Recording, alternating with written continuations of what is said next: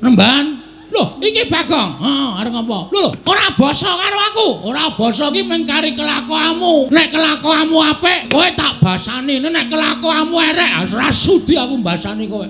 Arep kowe wujude brahmana kaya ngono, kethumu putih, serbanmu putih, ning mek kanggo ngobak-obak kan katentremaning jagat.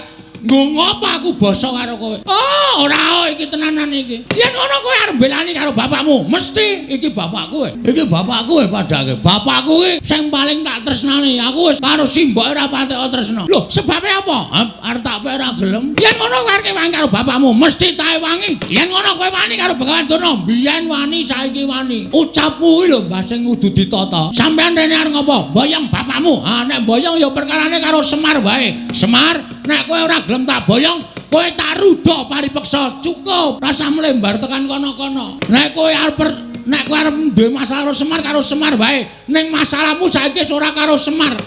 Kowe nyumbari wong Karang Kadempel. Karang Kadempel tak